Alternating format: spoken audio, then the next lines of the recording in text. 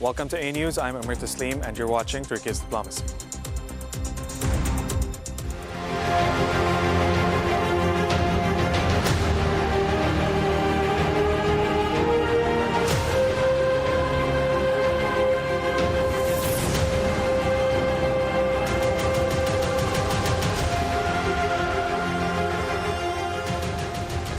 After 12 days of deadly escalation, U.S. President Donald Trump has declared a complete and total ceasefire between Iran and Israel. But with fresh missile strikes mounting casualties and mixed messages from both Tehran and Tel Aviv, the situation remains tense and far from resolved. Today, we'll break down the fragile ceasefire, what triggered it, and what lies ahead.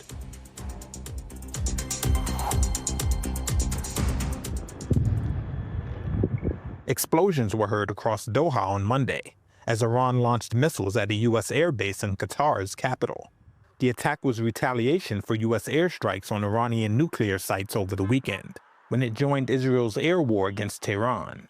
But just hours later, U.S. President Donald Trump announced on his Truth Social platform a, quote, complete and total ceasefire between Israel and Iran. He congratulated the two countries on having the stamina, courage, and intelligence to end what he called the 12-day war. Trump had said Iran gave the United States notice prior to the missile attack in Doha, which he said made it possible for no lives to be lost. Early on Monday, Israel bombed a political prison in Tehran in a renewed demonstration of its willingness to strike not only military and nuclear targets, but key pillars in Iran's ruling system. The Trump administration maintains its aim is to solely destroy Iran's nuclear program, not to open a wider war. But in a social media post on Sunday, Trump spoke of toppling the hardline clerical rulers, who have been Washington's main foes in the Middle East since Iran's 1979 Islamic Revolution. Welcome back to the program. Dr. Mehmet Çelik, Daily Sabah's editorial coordinator. Good to have you here. Thank you, Amar. Dr. Mehmet, let's start with what happened in Qatar last night. Now, no one was actually expecting that Iran would attack the American airbase in Al Udeid, which is 30 kilometers away from Doha. It was targeted by Iranian missile strikes. However, before the strikes, the Americans, they moved their troops, their facilities, their personnel to Saudi Arabia to avoid any casualties. We saw, the different reactions that were coming from Doha, from Tel Aviv, and from Tehran. How are you looking at the latest developments, Mehmet, that have taken place in Qatar, especially, looking at Iran's response? We were not expecting Iran to target Qatari territory, and now this base, this military airbase, which is near Doha, 30 kilometers away from Doha, that was targeted, no casualties, and all the missiles were intercepted. How are you looking at and how are you analyzing the events in the last 24 hours, Mehmet? Well, I mean, Omar, the events in the last 12 days, actually, not just the last 24 hours, but in the last 12 days or 13 days, have unfolded very quickly and sometimes unexpectedly. And I think this move where Iran targeted the U.S. military base in Qatar was one of the unexpected moves as part of this ongoing conflict since past 10 or 12 days. Why was this unexpected? Because we know that Qatar and Saudi Arabia even and some of the other Gulf countries had voiced their condemnation when Israel attacked Iranian territory. Now, we also know that Qatar has been part of the mediation between the sides, and also Qatar has good relations with Iran. Nevertheless, after the attack yesterday, I think they were, as far as the reports say, they were informed in advance. As far as the United States claims, the base was already emptied out, and I think the aim was to cause some material damage. The Qatar air space was, there was no flies over Qatar at that time, so this tells us that they were notified in advance. Nevertheless, I think for the Qatar side or the GCC in general, for their own national interests and their position, they needed to condemn this attack, and Saudi Arabia also condemned the attack to show solidarity with Qatar. this was unexpected because of the reasons I just mentioned. But again, I think many moves have been unexpected. U.S. direct involvement was unexpected. Many had made this Iron Dome over Israel an unbreakable one. Many had said that this was unbreakable. But I think the fact that Iran was pretty successful in, for their part, causing some damage, this was also unexpected. And I think it was a wake-up call for the Israeli public also. In a way, they saw that what Israel had claimed for a long time wasn't that sustainable. On the other hand, I think, the reactions regarding the Qatari, the targeting U.S. airbase in Qatar, I think that there is this fear that it could further escalate tensions in a broader region rather than just between Israel and Iran. But I mean, as far as how they unfolded, we see that this was a very controlled move, and it led to a ceasefire. I mean, we would expect that once the United States attacked Fordo with B-2 bombers, that a bigger retaliation would have taken place. But this wasn't, I think, the case with the targeting of U.S. bases in Iraq and Qatar.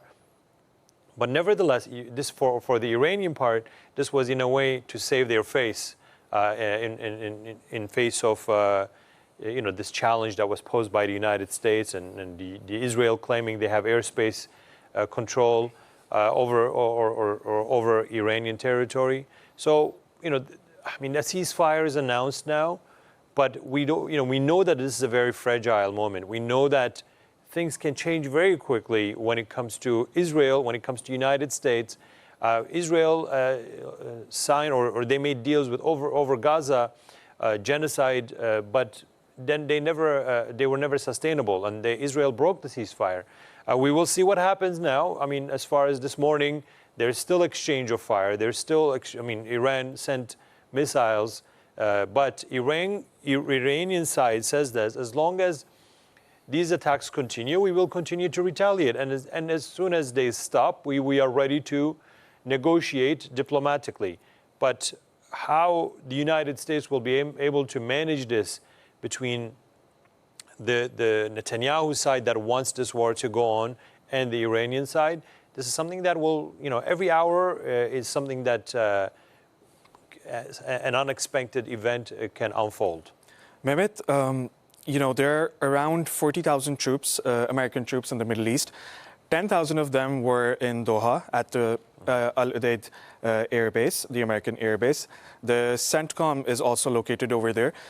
Why, the question that arises now is, why did Trump call for a ceasefire? Now, both Israel and Iran have accepted that ceasefire, but, it could have gone either way. Iran and Israel could have exchanged more missiles, but, Trump came in and he decided after 12 days that there should be a ceasefire. Why is there a ceasefire now? Because people are asking, if Trump wants, the Trump administration wants, it can continue attacking Iran, and it has done so, and it has shown that, with those B-2 bombers, what damage it can cause to the Iranian government, to the Iranian regime. So why did they bring a ceasefire now?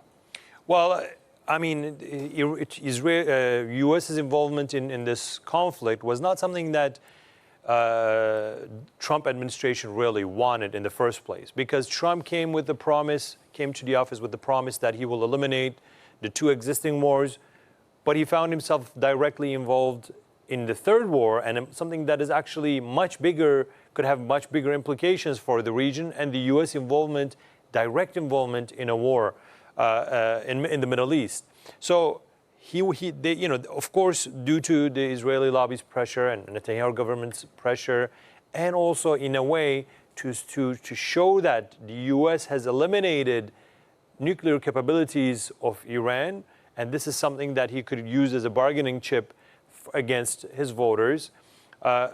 He said that, we went, destroyed the nuclear facilities, and now we are back. And now, you see, I am also able to facilitate a ceasefire for something that could go on much longer. This is Trump playing for the optics. This is Trump trying to turn around the show and save some face again, because his support is declining from 60% to about 40% now, right? So, I mean, the polls show that his support base is declining much faster than anticipated, especially given the fact that he was not able to keep his promises for Ukraine.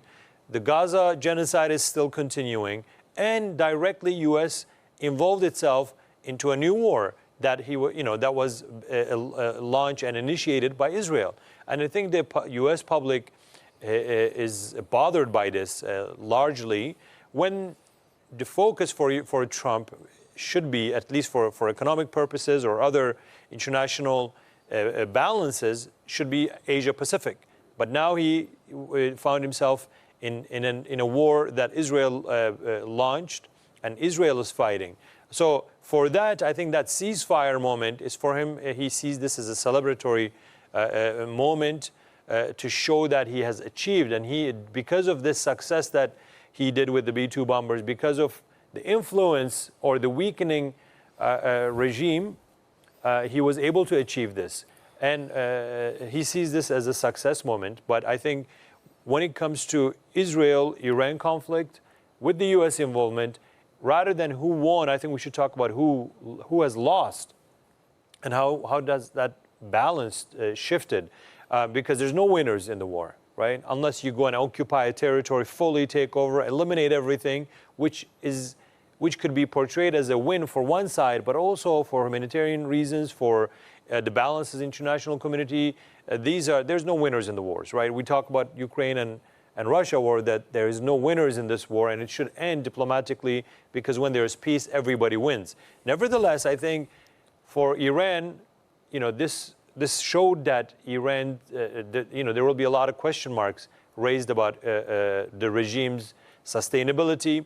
On the other hand, the regime showed that it actually damaged Israeli proper territory. It went through the Iron Dome, right? For Netanyahu, this will be, again, as I mentioned earlier, that Israelis felt what the war is like, as they have spent most of these 10 days in shelters, right? Their defense mechanisms weren't as strong as they thought they would be. So I think this is a reputation damage for Netanyahu government, and this is something that will, I think, corner him even further as he's, carrying out this expansionist policies and this tension in the region. For Trump, on the other hand, as I mentioned also, he had not, let alone finishing the two wars that were already existing, he was directly involved in another one. This is also a minus point for Trump. So, but he will try to turn this around by playing for the optics and showing that he was able to launch a ceasefire, and he was able to broker this agreement between the two sides, and also he was able to weaken the regime by destroying their nuclear capabilities. The regime will say, we were able to defeat the United States and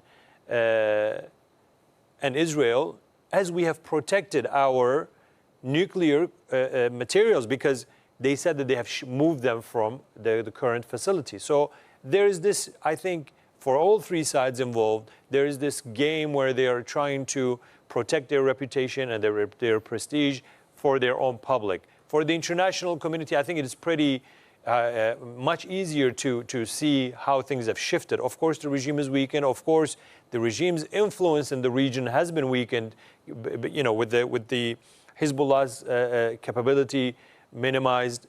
Syria, now regime change in Syria. Assad is removed. Iraq is a different story. Houthis made a deal with the United States, even though they're still, Iran still has a strong influence there.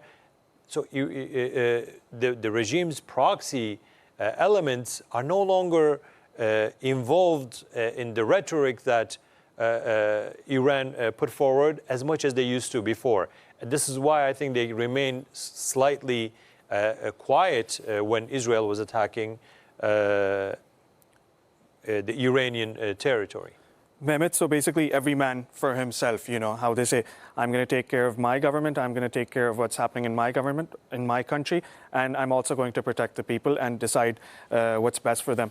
Mehmet, another interesting event, in fact, something that's going to, you know, get all the attention, not just today, but tomorrow as well, is the NATO Leaders Summit in The Hague in the Netherlands. Now, many interesting things that are going to be discussed over there, the Ukraine war, the Israeli genocide of Palestinians in Gaza, and most importantly, the Iran-Israel issue, and Turkey is also going to be there. Mehmet, what are your expectations from this summit? And more importantly, how do you think Turkey will raise this issue between Iran and Israel? Because I believe Turkey is the only country that is pro-Iran at this summit. So how do you expect Turkey to bring up those negotiations? How do you think Turkey is going to play a diplomatic role at the NATO summit in the Netherlands? Well, Turkey from the beginning, I think it's has shown that it is against any sort of instability in this region, be it Ukraine, be it Syria, Iraq, or the Israel's ongoing genocide in Gaza, Israel's attack on Iran. So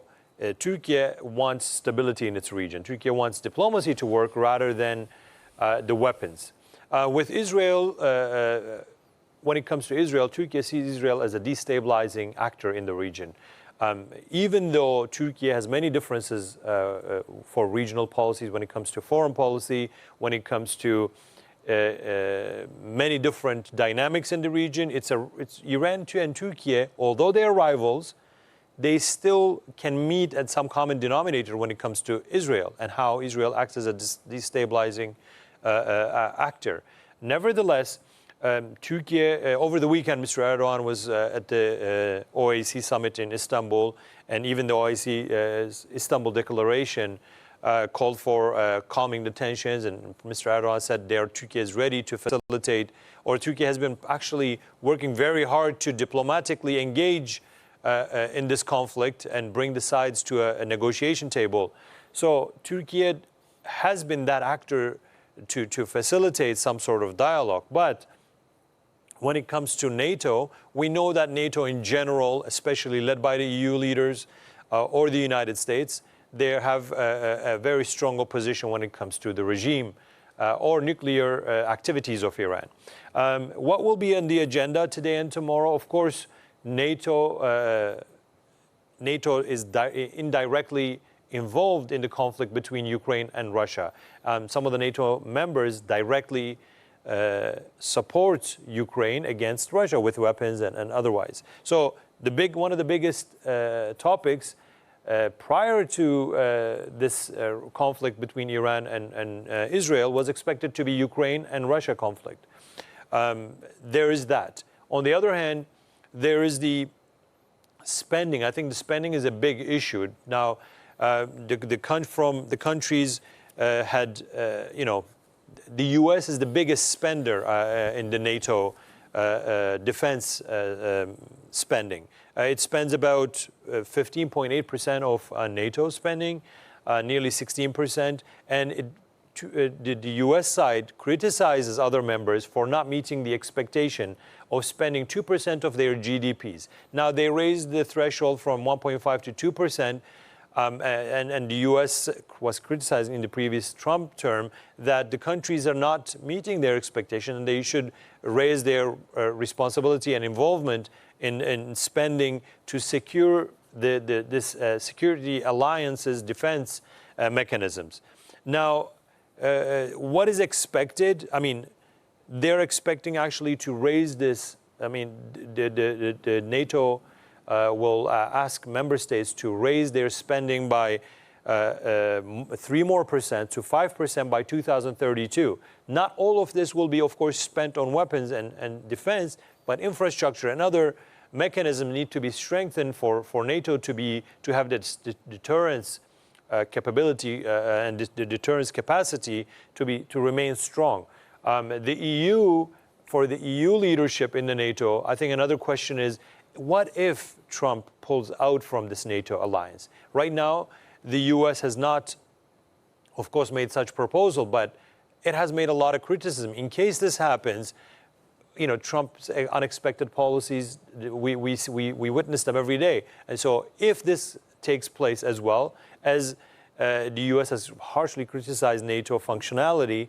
If this happens, how the EU leadership will be able to carry out, or if once the U.S. pulls out from the NATO, how the U.S. will be able to, the EU will be able to regenerate itself to come to the same level as the U.S. is involved right now. Nevertheless, I think these two, the defense spending, where they want to make sure that the security architecture is as strong and as deterrent as it should be, and how they will deal with Ukraine conflict with Russia, but also whether they will accept Ukraine into NATO. So these are the topics. But I think this meeting today and tomorrow will be overshadowed by the conflict in the region as well, in the Middle East. And I'm referring, of course, to Israel and Iran conflict. We will see how the ceasefire will hold, but the hot topic of today and tomorrow's discussions will be, what happens when the region comes to such a level that bigger powers like Russia and China could even involve when there is a direct involvement in Iran, or when the U.S.-Iran conflict turns into a full-blown war. How will the NATO act when that happens? Or if Iran attacks some of the allies, NATO allies, how will the bloc will respond to that? I think these will be some of the big topics. Nevertheless, we know that for NATO, the current regime in Iran is not seen as a manageable actor. Mehmet, in the last decade, we saw Iran has had tensions with Gulf countries, with Saudi Arabia, Qatar, Bahrain, United Arab Emirates as well. There was the Iranian blockade. A few years ago, Saudi Arabia wasn't allowing Iranians to perform holy pilgrimages in Mecca and Medina, so they were blockaded from that. And then we also saw the Qatari blockade, where, again, Saudi Arabia and the UAE, they had a blockade on Qatar. And, you might remember Türkiye and Qatar both had extremely good ties. Türkiye was supporting Qatar economically, financially as well. And then that blockade was lifted. Now, Mehmet, when you look at last night's attack, Iran attacked the military base in Qatari territory. That might raise fears that Iran could also target other countries in the region where American bases are. For example, when Qasem Soleimani was assassinated, the Iranians attacked American bases in Iraq. So, that also brings fear within, the entire Middle East region. But don't you think such type of attacks will only isolate Iran further? Because Saudi Arabia condemned the attack last night, and Qatar said we are going to give a heavy response. It did not. It might take time and respond to whatever has happened. But don't you think these events will further isolate Iran in the region? Well, first of all, of course, when a territory is violated, as Iran did last night, the condemnations will follow.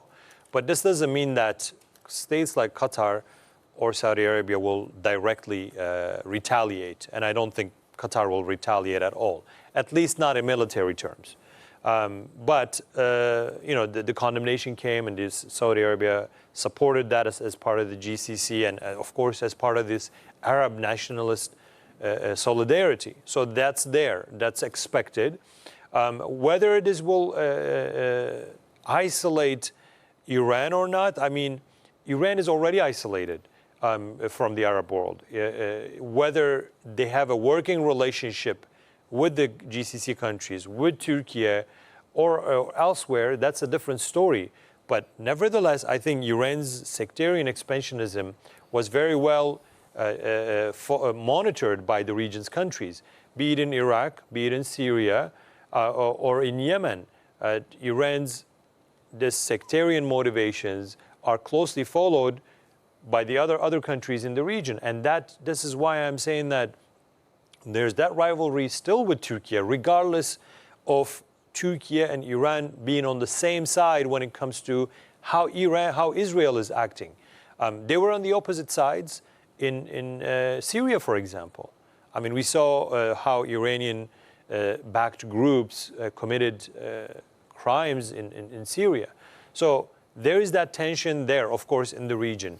Nevertheless, still there is this pragmatic relationship between Iran and Turkey. And historically, they've never actually, I mean, their borders have been the same for many decades, for many centuries. So regardless of that rivalry, they are never very declared enemies. They're not very, that confrontation is there, political confrontation or political rivalry, but that hasn't, and I don't think it will turn into a full-blown war anytime. So regardless of that isolation, because of other dynamics in the region, they are forced to work together. And that isolation is there, but it's at the same time, it is pushed aside because there's other, let's say there's other trade relations, there's energy relations, there's people-to-people relations, there is, of course,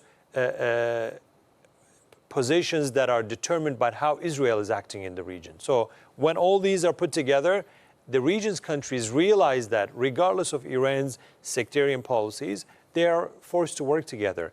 But when it comes to the Gulf, we know that they are hardly influenced, regardless of their attempt to have some sort of autonomy in their foreign policy. They're still very hardly influenced by the United States, and that is determining very largely their security and foreign policies. Mehmet, thanks for that analysis. We'll be right back with you. The United Nations has delivered a stark warning about the situation in Gaza, describing widespread hunger, blocked aid, and the systematic destruction of Palestinian life as a man-made catastrophe unfolding in plain sight.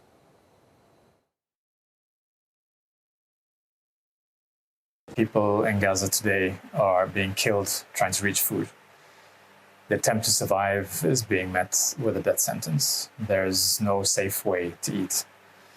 Since the total blockade was partially lifted just over a month ago, people have been killed almost daily while trying to get food. I've been told over 400 have been killed.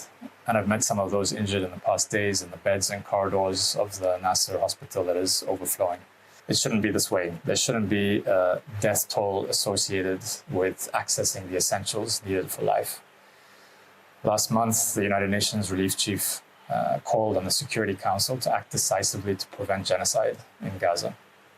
Today, from Gaza, I can say without a doubt that not enough is being done. Palestinian life and that which sustains it continues to be systematically dismantled before the world's eyes. Israeli authorities are preventing us from distributing through the systems that we've established and that we know work. We have a plan. We're ready with a plan. We could reach every family in Gaza, as we have in the past, but we're prevented from doing so at every turn. As military operations continue from the air and from the ground, there remains an abhorrent disregard for humanitarian law. People's lives and dignity are every day under attack. Everything that I've described is entirely preventable. These are conditions created to kill. What we're seeing is carnage. It is weaponized hunger.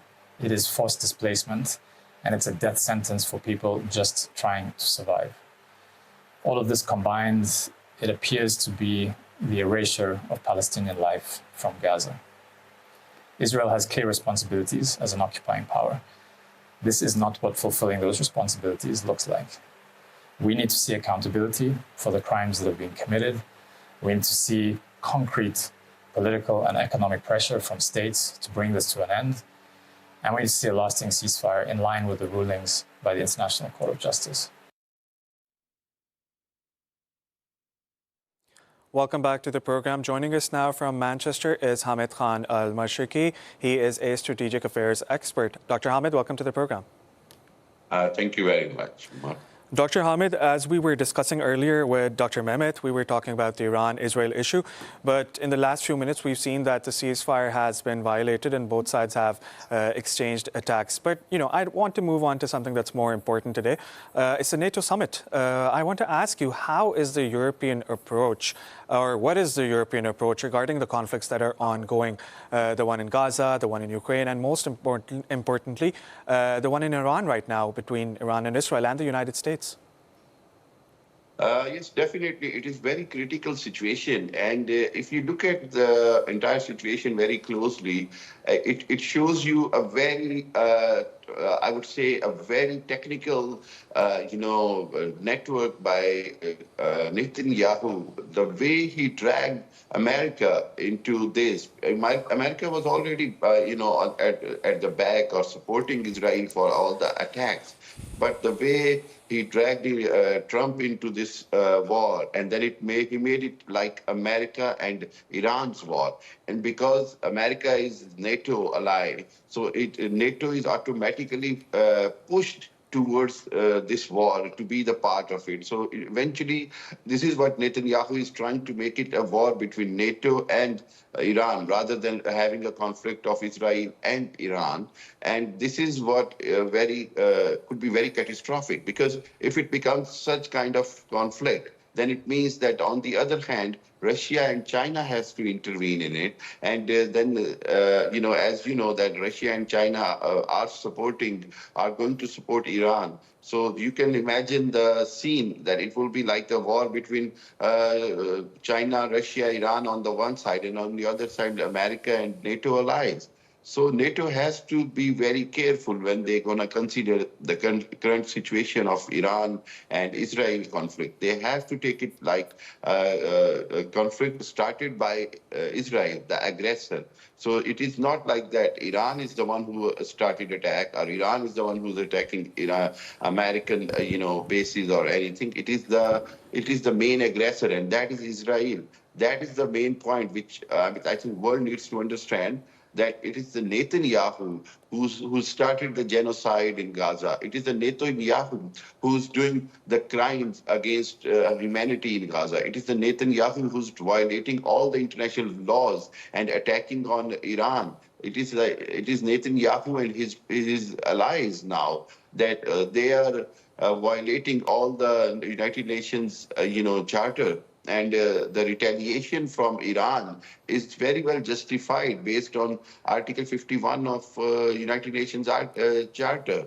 And we have seen that what Iran did last night in terms of retaliation on Qatar's airbase in the American airbase in Qatar. And they already informed Qatar as well, and they were apologetic to Qatar because they had no choice to attack on those bases. I believe that if NATO will consider its attack as a joint attack, and they will try to attack on Iran, it will be very catastrophic then, because if anybody is thinking that Iran is very isolated and Iran cannot do any retaliation, or there is a limitation, it is not the case. Iran have a lot of cards to play, such as coming out from NPT, such as stopping the oil supply from Hormuz, then such as there are so many European NATO interests in the region, in the Gulf region, which Iran can obviously attack. So there will be nothing but to escalate this conflict. And I was saying last night to another channel that it is highly unlikely that this ceasefire will last longer unless there will be a sensible decision by Netanyahu and the Jewish aggression. We have to see who's the aggressor, and the aggressor has to stop the war. That is how it works. If they expect the world to Iran to do the ceasefire one-sided, ceasefire cannot work one-sided. It has to be the both-sided ceasefire. Dr. Hamid, you were talking about regional countries. Do you think that the Gulf states have the ability to bridge the divisions that are ongoing between Iran and the United States?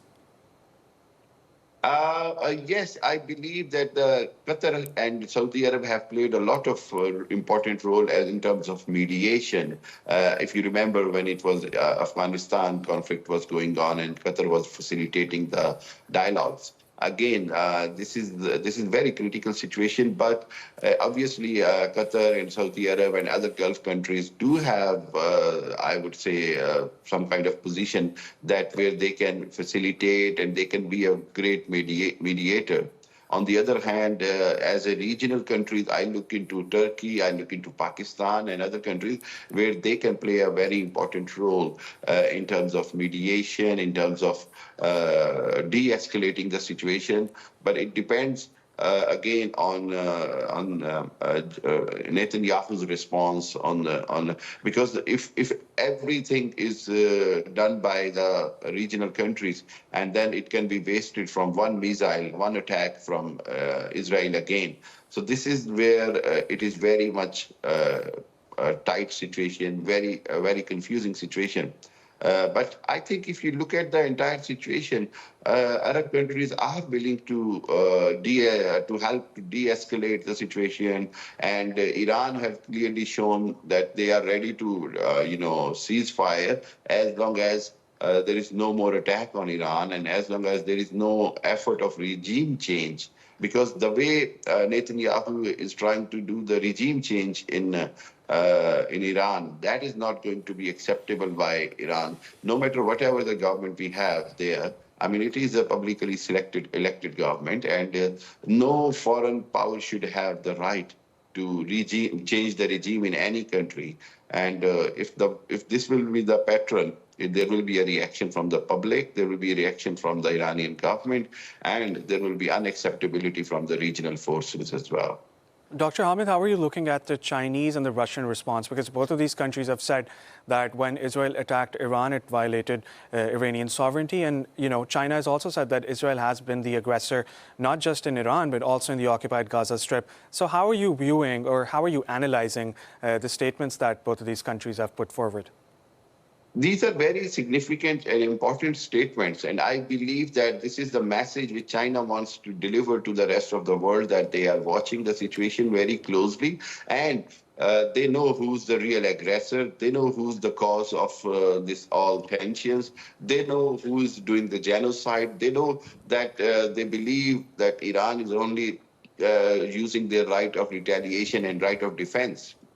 And Iran will get support from China and Russia if it is desperately needed. This is the message which I think the Western world, Americans, NATO, Israel, they all have to understand, that eventually if they bring Iran to that point where Iran is so vulnerable, then I think China and Russia will intervene and they will support Iran, and that will be very catastrophic. I mean, if you look at the current situation, Iran is doing retaliation within their own resources, within their own missiles, systems, and drones, and everything. But if it comes to that point where China and Russia feels that Iran have no more capability to retaliate, and it is on a very fragile and volatile situation, and then I think these messages are clearly indicating that China will come into the war and help Iran.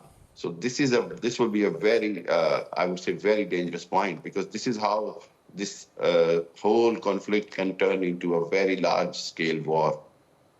Dr. Hamid Khan Al-Mashriqi, thank you so much for joining us from Manchester. It was a pleasure having you on the program. Thank you. Dr. Mehmet, some last words from you. Briefly tell me, what are you expecting to happen in the next few days? Will this ceasefire last? I believe we're hearing reports as well right now that both sides have been attacking one another, violating the ceasefire.